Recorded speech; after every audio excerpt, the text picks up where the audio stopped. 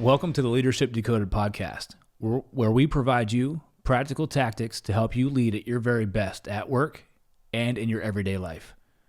I'm your host, Dr. Will Ramey, a former U.S. Army officer and combat veteran, a leadership development workshop facilitator, and Executive Education Adjunct Professor. Today, we're diving into the world of stand-up paddleboarding and its relationship to leadership. Stand-up paddleboarding is calm yet challenging. It requires balance and focus. Whether you're gliding smoothly on calm waters or navigating through waves, stand-up paddleboarding offers a unique insight to how you can persevere and focus just as you do when leading yourself or leading teams. Let's paddle our way through these lessons and let's see how we can apply stand-up paddleboarding benefits to your leadership practices. Let's dive in. This episode is brought to you by Sweat Tent, the industry leader of the portable at-home wood-burning sauna. Being a leader can be stressful. That's why I've been a sauna user for many years. Did you know that consistent sauna usage 3 to 4 times a week not only relieves stress and improves sleep, but it also enhances your physical well-being and fosters mental resilience and cognitive clarity to be a better leader? And you no longer have to go to a crowded gym or buy one of those expensive and bulky at-home setups to experience the benefits of a sauna. Sweat Tent is the most portable and affordable at-home sauna on the market. The setup takes minutes and can reach 200 degrees in under 30 minutes. Harness the power of the Sweat Tent sauna to lead with clarity and poise.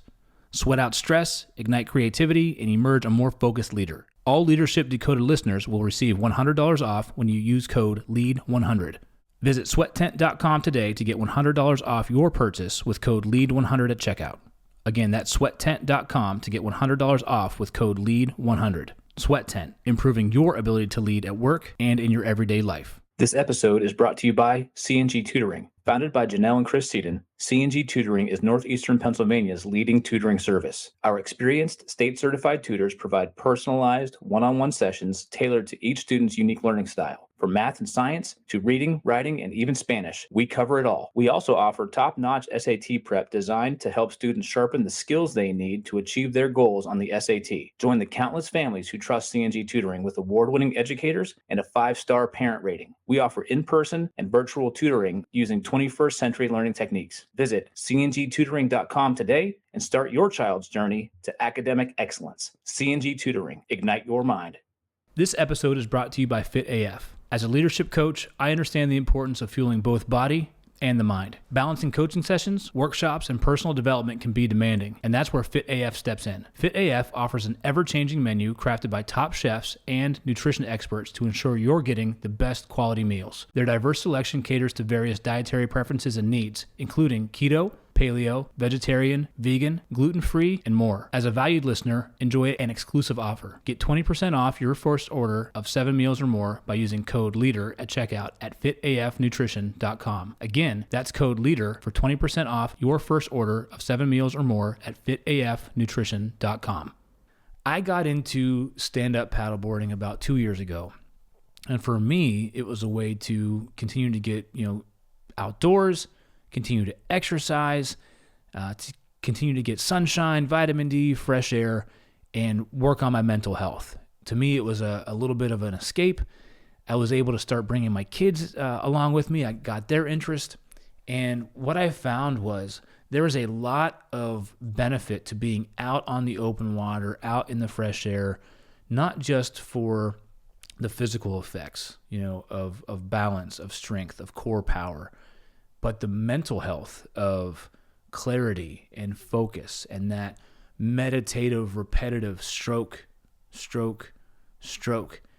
The experience of being out there got me curious. I want to shout out thesupvets.org, thesupvets.org. This organization had a plethora of research on the connection between PTSD, mental health, and being out on the ocean, specifically with paddleboarding and surfing. So it got me thinking and even more curious about the relationship between stand-up paddleboarding and leadership. And there's a lot there that you can find. And as I'm out on my board, I'm finding the ability to stand and to look out on the horizon is not always easy, because you may have a wave that takes you a different direction, or you may have another boat that's coming up your way. But think about it, like leaders, we have to be able to look out on the horizon and be in the present. We have to be able to have a vision and still maintain focus on what's happening today. So focus and balance and vision. And then things like adaptability. I started having all of these ideas of the correlation and relationship between the practice and being on the stand-up paddleboard and leading a team. What I found was balance is key. Now let's start there. Just like on a paddleboard, balance is crucial to leadership. In stand-up paddleboarding, maintaining your balance requires core strength. It requires constant adjustments. Think about leading a team. When do you find a balance between competing demands, such as work or personal life, or maybe short-term goals and long-term vision, or being hands-on versus delegating tasks? You've got to find a balance in leadership that works, and there's no one-size-fits-all solution. The next piece is that I found was a correlation was adaptability. Leaders must adapt to changing conditions, just as a paddler has to adapt and adjust their stance, adjust their center of gravity in response to waves or wind. So the ability to pivot at work and the necessity to pivot and shift your balance on a board, those come together. How often are we having to pivot and change and adapt and keep an open mind to new information at work and make those little adjustments so we can keep our team moving forward, so we can keep our team on task, so we can keep ourselves developing and growing, we can keep our teams developing and growing? We're constantly in this little adaptability and shift at the micro level, just like a paddleboarder is in that constant state of adapting and shifting and pivoting to keep their balance and to keep above water. In association with balance, again, mindful decision-making. Being balanced also means making mindful decisions that consider the well-being of both the team and the organization. Finding balance in leadership isn't about perfection. It's about making those adjustments to keep you moving forward without tipping over, just like when you're on a board. The next relationship I found was being able to focus on your path. In stand-up paddleboarding, it's easy to lose focus and become distracted.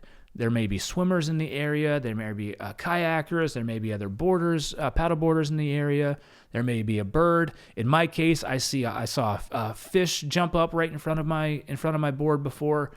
So you have all of this outside stimuli between the water and the scenery and other people that you're trying to take in. So it may be easy to lose focus and become distracted on what it is you're there to do and what path you want to take and where you want to go. But to stay on course, you need to focus on where you're going. And the same principles apply to leadership. Keeping your eyes on the goal is essential. Having a clear vision.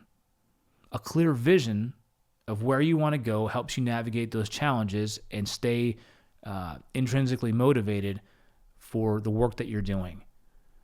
Even when the waters get rough, just like on a board, even when times get tough at work, having a clear vision of that long-term pursuit is going to help you bring people along with you. It's your why. Why are you here? What do you want to accomplish? Who do you want to serve? Understanding these principles helps you stay on path. And second piece is avoiding distractions. So just as in paddleboarding, where looking down at your feet can make you lose your balance, as a leader, focusing too much on minor issues can detract from bigger objectives. Keep your head up, stay focused on your path. The first few times I was on my board, I'd go to look behind me and over my shoulder. Before I know it, I'm in the water. Very similar to finding that balance and staying on path as a leader. If you're looking behind on where you came too often, you're missing out on where you're wanting to go and where you're going. So strike that balance. Embracing the elements. Stand-up paddleboarding is an outdoor activity. You're at the mercy of nature. Wind, waves, currents, they're all part of the experience. So very successful paddlers learn early on to embrace the elements rather than fight against them. Very similar to leadership. You've got external pressures, external stakeholders, shifting markets, different policies, unforeseen issues that come up in and throughout your day. So being able to embrace those external factors is something that's going to help you successfully lead your team. Resilience comes into play here. Embracing challenges helps you build resilience. It's not about the setback, it's about the bounce back. Understanding challenges are part of the journey. They're going to happen. Being flexible and open to those new ideas can help you navigate through those tough situations. And then innovative solutions. Just as you might need to change your paddling technique, whether it's stance or reach or backstroke in response to wind and waves and change in direction, you need to be flexible and open to new ideas at work so you can navigate those situations more effectively as well. You can input from your team. You can be more creative when you're open to those new ideas. And then persistence. Persistence pays off is the next correlation I found. Stand-up paddleboarding isn't easy. It requires persistence. It requires practice, especially when you're first starting out. Conditions are challenging. You're up, you're down, you're off your board, you're on your board, you're trying to pull yourself back up. You're looking around to see who noticed if you fell or not. Leadership's very, very similar. It requires persistence. It requires practice. Continue to lead and inspire. Whether progress seems slow or obstacles keep popping up and may seem insurmountable, you have to keep leading. You have to keep influencing. You have to keep providing inspiration and intrinsic motivation to your team. So being persistent, part of it's about overcoming those setbacks. Whether it's a dip in performance or a tough project, staying on course and pushing through those difficulties is key to achieving success. Just like when you fall off your board, getting back up and keep going out and paddling is a key to success. You got to get back up on your board and keep going. And consistency. Just like paddling consistently to maintain momentum, consistent leadership practices like regular communication and feedback and connecting and checking in with your team, they help maintain team effectiveness and drive progress.